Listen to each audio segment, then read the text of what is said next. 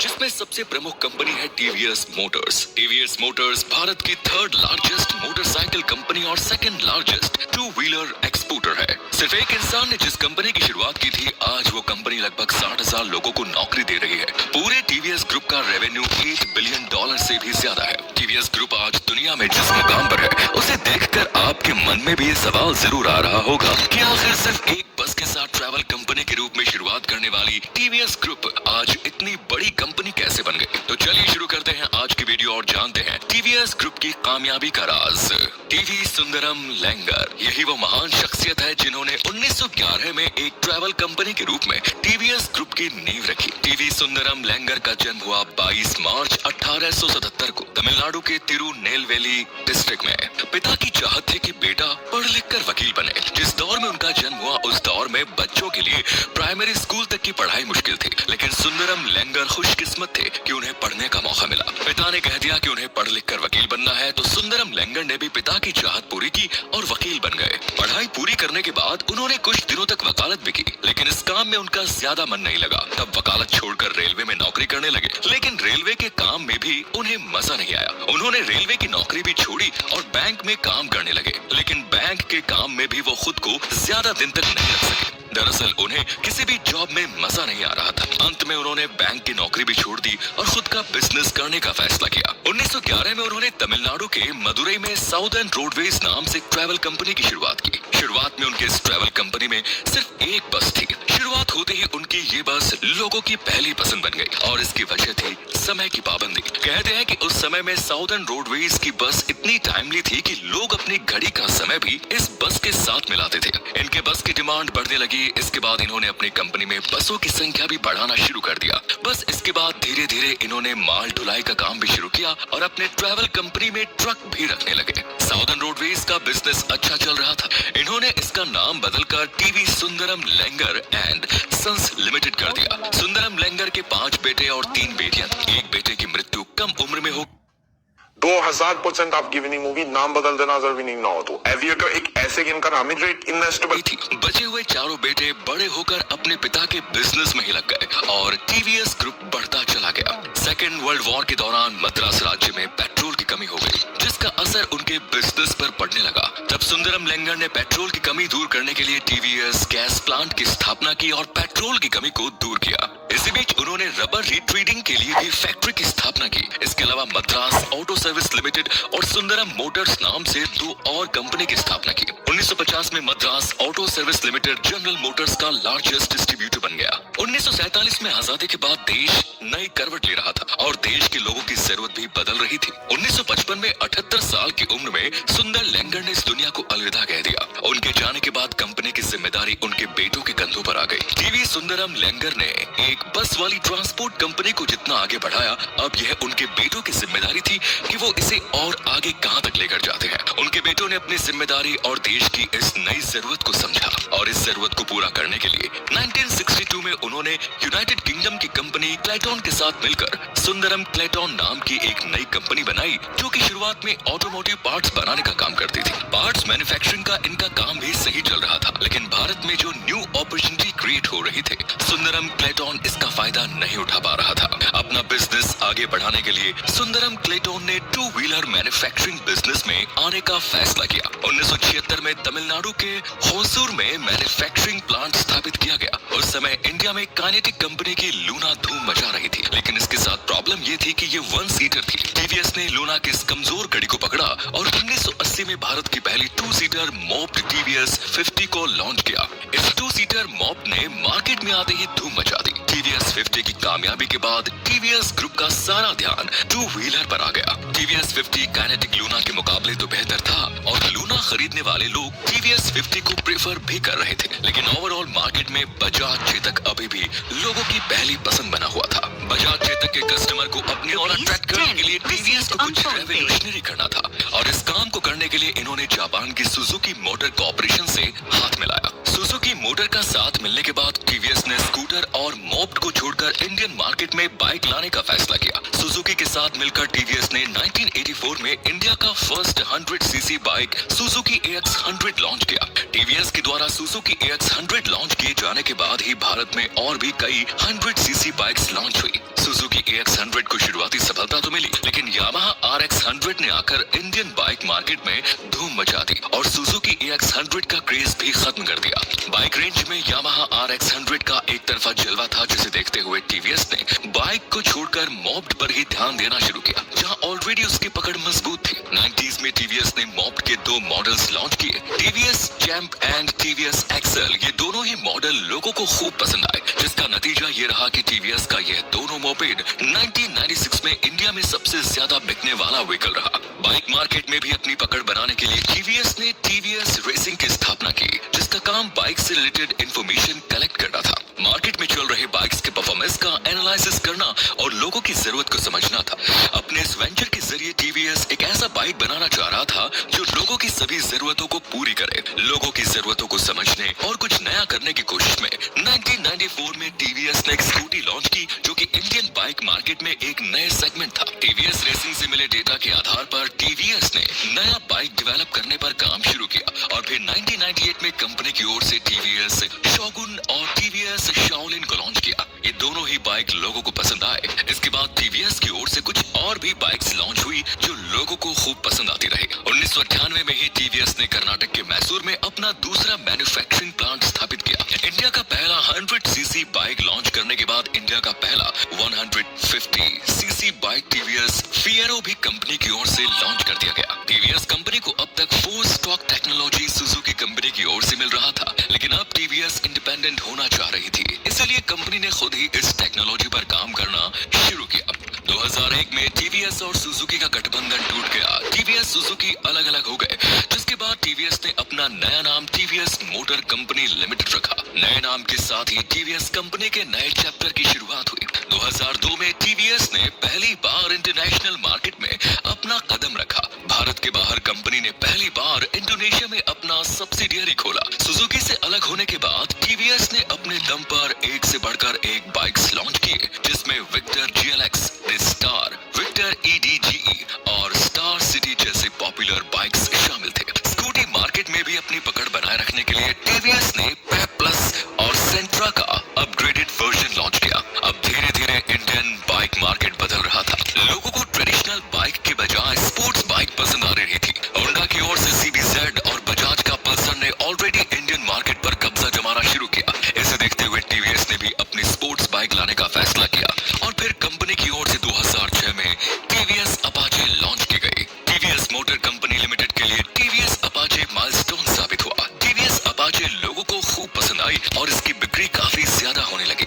देखते ही देखते TVS Apache देश के टॉप सेलिंग बाइक्स में शामिल हो गया। आज भी टीवीएस के इस बाइक की मार्केट में धूम है। टीवीएस की ओर से अपाचे का अब तक 5 वेरिएंट्स लॉन्च किए जा चुके हैं, जिसमें से सभी वेरिएंट्स सुपर हिट रहे। फिलहाल अपाचे के अलावा TVS Raider, Radeon, Ronin, Star City Plus, TVS Jupiter और एक्सेल 100 भी टीवीएस के पॉपुलर मॉडल्स में शामिल है। टीवीएस मोटर की सालाना रेवेन्यू $3.1 बिलियन के आसपास है। हर साल ये कंपनी लगभग 30 लाख बाइक्स बेच रही है और इस कंपनी की पहुंच 60 से भी ज्यादा देशों में है। बिक्री के मामले में भारत में यह तीसरी सबसे बड़ी कंपनी और एक्सपोर्ट करने के मामले में इंडिया की दूसरी सबसे बड़ी बाइक कंपनी है। पूरे टीवीएस ग्रुप की बात करें तो आज इस ग्रुप में टीवीएस मोटर समेत 50 सब्सिडियरीज है। 2019 में टीवीएस ग्रुप का एनुअल रेवेन्यू लगभग $8.5 बिलियन के आसपास था और इस ग्रुप की अलग अलग कंपनियों में लगभग 60,000 लोग काम कर रहे हैं। एक अकेला इंसान जिसने एक बस के साथ ट्रैवल कंपनी की शुरुआत की थी,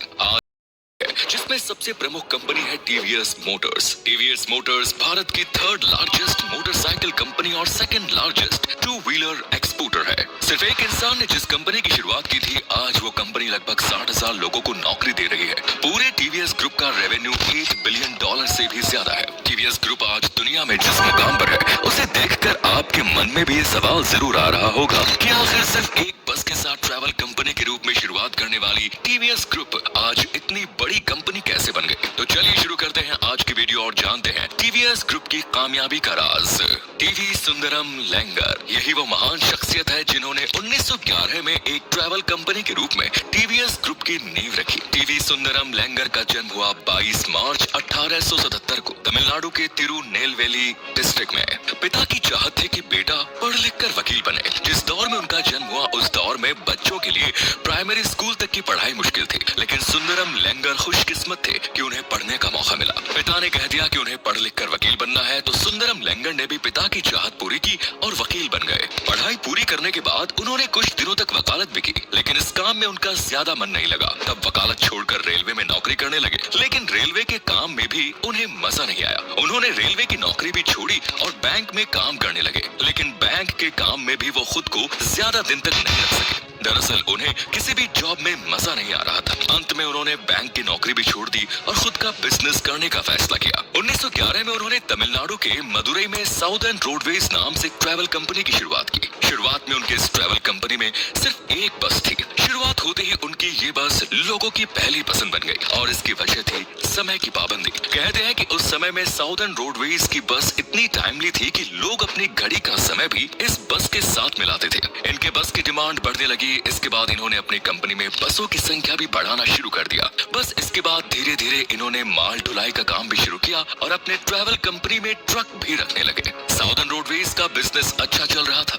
इन्होंने इसका नाम बदलकर TV Sundaram Iyengar and sons limited कर दिया। सुंदरम लेंगर के 5 बेटे और 3 बेटियां। एक बेटे की मृत्यु कम उम्र में हो 2000% आपकी विनिंग मूवी नाम बदल देना अगर विनिंग ना हो तो एविएटर एक ऐसे गेम का नाम है जो एक इन्वेस्टेबल थी। बचे हुए चारों बेटे बड़े होकर अपने पिता के बिजनेस में ही लग गए और टीवीएस ग्रुप बढ़ता चला गया। सेकेंड वर्ल्ड वॉर के दौरान मद्रास राज्य में पेट्रोल की कमी हो गई, जिसका असर उनके बिजनेस पर पड़ने लगा। तब सुंदरम लेंगर ने पेट्रोल की कमी दूर करने के लिए टीवीएस गैस प्लांट की स्थापना की और पेट्रोल की कमी को दूर किया। इसी बीच उन्होंने रबर रिट्रीडिंग के लिए भी फैक्ट्री की स्थापना की। इसके अलावा मद्रास ऑटो सर्विस लिमिटेड और सुंदरम मोटर्स नाम से 2 और कंपनी की स्थापना की। 1950 में Madras auto service limited general Motors का लार्जेस्ट डिस्ट्रीब्यूटर बन गया। 1947 में आजादी के बाद देश नई करवट ले रहा था और देश के लोगों की जरूरत भी बदल रही थी। 1955 में 78 साल की उम्र में सुंदर लेंगर ने इस दुनिया को अलविदा कह दिया।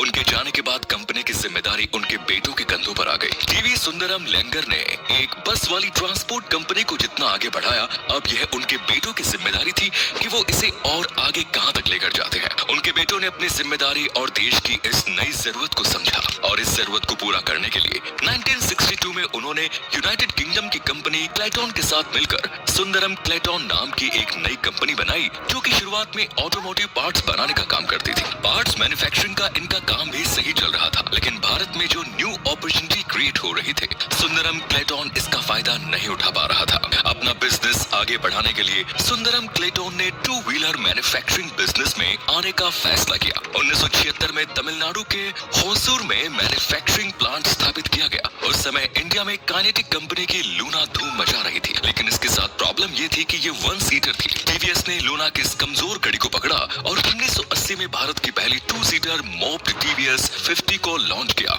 इस 2 सीटर मॉप ने मार्केट में आते ही धूम मचा दी। टीवीएस 50 की कामयाबी के बाद टीवीएस ग्रुप का सारा ध्यान 2 व्हीलर पर आ गया। टीवीएस 50 काइनेटिक लूना के मुकाबले तो बेहतर था और लूना खरीदने वाले लोग टीवीएस 50 को प्रेफर भी कर रहे थे, लेकिन ओवरऑल मार्केट में बजाज चेतक अभी भी लोगों की पहली पसंद बना हुआ था। बजाज चेतक के कस्टमर को अपनी ओर अट्रैक्ट करने के लिए टीवीएस को कुछ रेवोल्यूशनरी करना था और इस काम को करने के लिए इन्होंने जापान की सुजुकी मोटर कॉर्पोरेशन से हाथ मिलाया। सुजुकी मोटर का साथ मिलने के बाद टीवीएस ने स्कूटर और मोप्ड को छोड़कर इंडियन मार्केट में बाइक लाने का फैसला किया। सुजुकी के साथ मिलकर टीवीएस ने 1984 में इंडिया का first 100 CC bike Suzuki AX 100 launch किया। टीवीएस के द्वारा सुजुकी AX 100 लॉन्च किए जाने के बाद ही भारत में और भी कई 100 सीसी बाइक्स लॉन्च हुई। सुजुकी AX 100 को शुरुआती सफलता तो मिली, लेकिन यामाहा RX 100 ने आकर इंडियन बाइक मार्केट में धूम मचा दी और सुजुकी AX 100 का क्रेज भी खत्म कर दिया।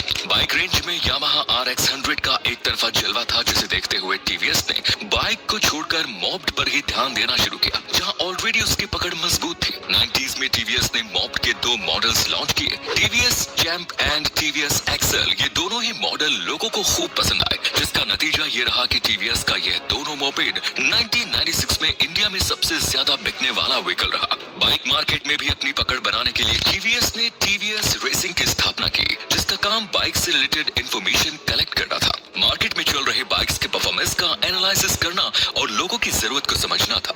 अपने बाइक बनाना चाह रहा था जो लोगों की सभी जरूरतों को पूरी करे। लोगों की जरूरतों को समझने और कुछ नया करने की कोशिश में 1994 में टीवीएस ने एक स्कूटी लॉन्च की जो कि इंडियन बाइक मार्केट में एक नए सेगमेंट था। टीवीएस रेसिंग से मिले डेटा के आधार पर टीवीएस ने नया बाइक डेवलप करने पर काम शुरू किया और फिर 1998 में कंपनी की ओर से टीवीएस शोगुन और टीवीएस शाओलिन को लॉन्च किया। ये दोनों ही बाइक लोगों को पसंद आए। इसके बाद टीवीएस की ओर से कुछ और भी बाइक्स लॉन्च हुई जो लोगों को खूब पसंद आती रही। 1998 में ही टीवीएस ने कर्नाटक के मैसूर में अपना दूसरा मैन्युफैक्चरिंग प्लांट स्थापित किया। इंडिया का पहला 100 सीसी बाइक लॉन्च करने के बाद इंडिया का पहला 150 सीसी बाइक टीवीएस फिएरो भी कंपनी की ओर से लॉन्च कर दिया गया। टीवीएस कंपनी को अब तक 4 स्टॉक टेक्नोलॉजी सुजुकी कंपनी की ओर से मिल रहा था, लेकिन अब टीवीएस इंडिपेंडेंट होना चाह रही थी, इसलिए कंपनी ने खुद ही इस टेक्नोलॉजी पर काम करना शुरू किया। 2001 में टीवीएस और सुजुकी का गठबंधन टूट गया। टीवीएस सुजुकी अलग अलग हो गए, जिसके बाद टीवीएस ने अपना नया नाम टीवीएस मोटर कंपनी लिमिटेड रखा। नए नाम के साथ ही टीवीएस कंपनी के नए चैप्टर की शुरुआत हुई। 2002 में टीवीएस ने पहली बार इंटरनेशनल मार्केट में अपना कदम रखा। भारत के बाहर कंपनी ने पहली बार इंडोनेशिया में अपना सब्सिडियरी खोला। सुजुकी से अलग होने के बाद टीवीएस ने अपने दम पर एक से बढ़कर एक बाइक्स लॉन्च किए, जिसमें विक्टर जीएलएक्स, स्टार, विक्टर ईडीजीई और स्टार सिटी जैसे पॉपुलर बाइक्स शामिल थे। स्कूटी मार्केट में भी अपनी पकड़ बनाए रखने के लिए टीवीएस ने पेप प्लस और सेंट्रा का अपग्रेडेड वर्जन लॉन्च किया। अब धीरे धीरे इंडियन बाइक मार्केट बदल रहा था। लोगों को ट्रेडिशनल बाइक के बजाय स्पोर्ट्स बाइक पसंद आ रही थी। होंडा की ओर से सीबीजेड और बजाज का पल्सर ने ऑलरेडी इंडियन मार्केट पर कब्जा जमाना शुरू किया। इसे देखते हुए टीवीएस ने भी अपनी स्पोर्ट्स बाइक लाने का फैसला किया और फिर कंपनी की ओर से 2006 में टीवीएस अपाचे लॉन्च की गई। टीवीएस मोटर कंपनी लिमिटेड के लिए टीवीएस अपाचे माइलस्टोन साबित हुआ। टीवीएस अपाचे लोगों को खूब पसंद आई और इसकी बिक्री काफी ज्यादा होने लगी। देखते ही देखते टीवीएस अपाचे देश के टॉप सेलिंग बाइक्स में शामिल हो गया। आज भी टीवीएस के इस बाइक की मार्केट में धूम है। टीवीएस की ओर से अपाचे का अब तक 5 वेरिएंट्स लॉन्च किए जा चुके हैं, जिसमें से सभी वेरिएंट्स सुपर हिट रहे। फिलहाल अपाचे के अलावा TVS Raider, Radeon, Ronin, Star City Plus, TVS Jupiter और एक्सेल 100 भी टीवीएस के पॉपुलर मॉडल्स में शामिल है। टीवीएस मोटर की सालाना रेवेन्यू $3.1 बिलियन के आसपास है। हर साल ये कंपनी लगभग 30 लाख बाइक्स बेच रही है और इस कंपनी की पहुंच 60 से भी ज्यादा देशों में है। बिक्री के मामले में भारत में यह तीसरी सबसे बड़ी कंपनी और एक्सपोर्ट करने के मामले में इंडिया की दूसरी सबसे बड़ी बाइक कंपनी है। पूरे टीवीएस ग्रुप की बात करें तो आज इस ग्रुप में टीवीएस मोटर समेत 50 सब्सिडियरीज है। 2019 में टीवीएस ग्रुप का एनुअल रेवेन्यू लगभग $8.5 बिलियन के आसपास था और इस ग्रुप की अलग अलग कंपनियों में लगभग 60,000 लोग काम कर रहे हैं। एक अकेला इंसान जिसने एक बस के साथ ट्रैवल कंपनी की शुरुआत की थी,